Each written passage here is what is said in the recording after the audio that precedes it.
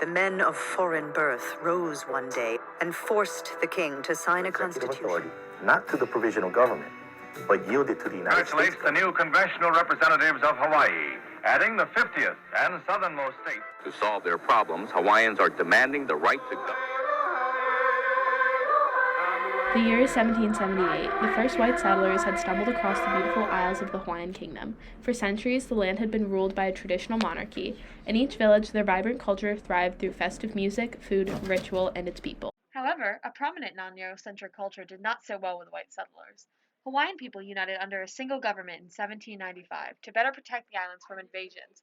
This only provoked the settlers, who had realized Hawaii's agricultural and economic potential and foreshadowed the annexation to come. Although the annexation of Hawaii resulted in military and economic advantages for the United States, it was overwhelmingly detrimental to Hawaiian politics and culture.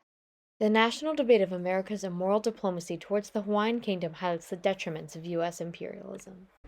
The pro-annexation argument was supported by wealthy white Americans due to Hawaii's desirable climate for cash crops, military benefiting location, and the non-violent means of annexation. As white planters usurped the islands and developed their own plantations that abused Hawaiian labor, the United States government began to interfere with Hawaiian monarchy.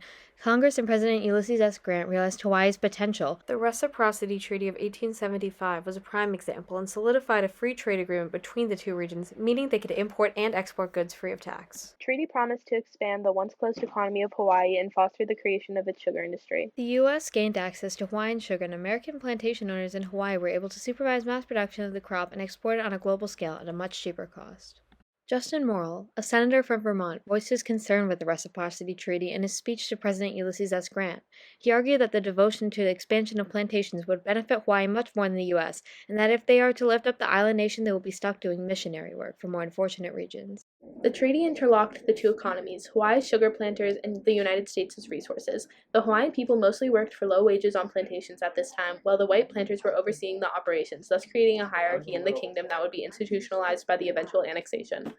Another working piece of the pro-annexation argument was the acknowledgement of Hawaii's location. The secluded island lies nestled in the Pacific Ocean right between Japan, Asia, and America's west coast, and was recognized as the perfect place for a future naval base. In an 1875 joint resolution, Congress references this realization, reinforcing America's view that the Hawaiian Islands is simply another territory to be conquered with ease, instead of a kingdom that deserves respect and fair negotiation. After realizing its economic and political potential, Americans wanted to claim the kingdom as their own, even at the cost of the Hawaiian way of life. On January 17, 1893, the Hawaiian Islands were invaded by military troops in response to a peaceful protest by Queen Liuliukalani and her people. This coup d'etat did not result in bloodshed, but the Queen was imprisoned in her own home and threatened to sign a document handing over her beloved kingdom to Americans.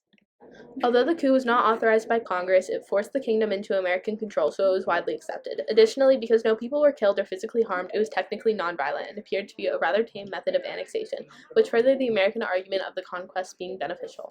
As one can imagine, the majority of opposition to annexation came mainly from Hawaiian natives whose land, culture, and politics were being challenged. Although there was never officially a battle to declare superiority, the forceful captivity of Hawaii's queen by the United States cost the Hawaiian people everything. Hawaii's victimization in the conquest was initially characterized by the Hawaiian Constitution, otherwise known as the Bayonet Constitution, in 1887. The treaty was signed by King Kalakua as he was held at gunpoint by a group of wealthy American landowners called the Honolulu Rifles. The group never shot at the king, but the incited violence was enough to force him into a treaty that gave rights to foreigners, limited monarchy's power, and took away natives' right to vote, and granted Pearl Harbor to the United States as a naval base. The signing away of his rights was a gateway into the following annexation. In the wake of the crumbling monarchy, legislators like Lorne Thurston, a powerful politician born in Honolulu, became more and more comfortable with the idea of total annexation because of the increased sense of authority in Hawaii. Hawaiian people were left feeling powerless and angry over their stolen rights and land, and more against the invaders than ever. What's one word you would use to describe what happened here in 1893? Genocide. That was their intent, to make life hard for us in such a way it would cause our own destruction. And that's what happened. It's still happening.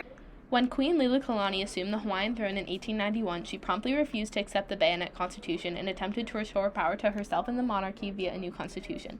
Tensions between the new government and the Hawaiian people rose and boiled over in the aforementioned coup d'etat led by American businessman Sanford Dole. Dole, the self-appointed president of the Republic of Hawaii, refused to step down per President Cleveland's request. However, Dole would come to find victory in the near future. William McKinley succeeded Cleveland as president in 1897 and supported the Hawaiian occupation. He proposed an official annexation bill that passed in Congress after the recognition of Hawaii's military potential after using Pearl Harbor as a base during the Spanish-American War. The two opposing governments refused to recognize each other and each represented different sides of the annexation debate. While Liliuokalani and the native Hawaiians claimed their sovereignty, they were repeatedly disrespected by Dole and his fellow members of the so-called Republic of Hawaii, who were protective over their unjust claim of power. Despite the majority of exceptionalist Americans, some could see the corrupt morality of the coup. James Blount was a representative of that American population and dedicated himself to revealing America's unjust takeover of the Hawaiian kingdom. In 1893, Blount was appointed by President Grover Cleveland to conduct research on the Hawaiian People's Revolution, and as an anti-imperialist, jumped at the chance to expose the malice of these known American heroes. Blount conducted interviews with Americans and Hawaiians both in support and in opposition to annexation in order to provide an accurate statement of America's conquest of the throne. Blount especially opposed the secrecy of the Committee of Safety when planning their dethroning of Liliuokalani. Deep wrong has been done to the Queen and the native race by American officials, pervades the native mind and that of the Queen, as well as hope for redress from the United States. There can be no doubt. Publication of the Blount Report played a key role in the suspension of Hawaiian annexation. It convinced Grover Cleveland, who leaned against annexation, to suggest the peaceful return of power to Queen Liliuokalani. Although it did not stop the American Revolutionary Government, Blount's efforts successfully halted annexation for the remainder of Cleveland's presidency until the signing of the Newlands Resolution in 1898. Moreover, Queen Liliuokalani was a key figure in the Hawaiian protest of the overthrow of her beloved kingdom and fought relentlessly with U.S. legislature to restore Hawaii to its people. Kidnapped, threatened, and imprisoned in her own home, Liliuokalani was forced to formally sign away her leadership to Dole, the kingdom's new president, in the abdication document. She was only willing to do so after the safety of people in her cabinet was threatened.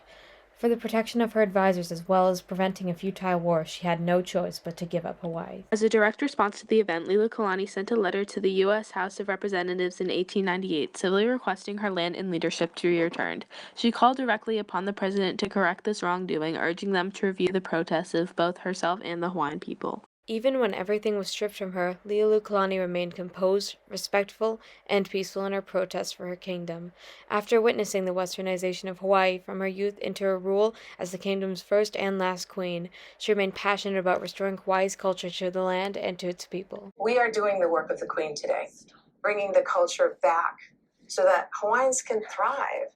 The lasting defamation and disrespect of Hawaiian culture that resulted from the annexation of Hawaii have been ingrained in our society for over a century.